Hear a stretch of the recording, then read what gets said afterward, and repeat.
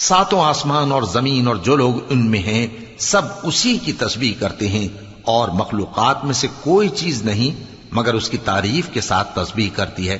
لیکن تم ان کی تسبیح کو نہیں سمجھتے۔ بے شک وہ بردبار ہے، غفار ہے۔ اور اے نبی،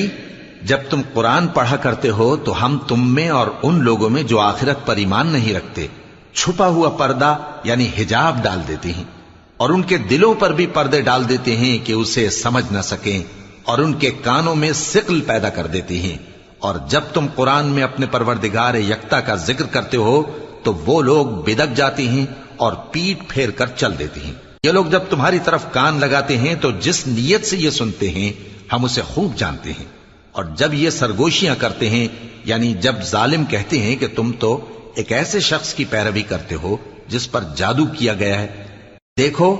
انہوں نے کس کس طرح کی تمہارے بارے میں بات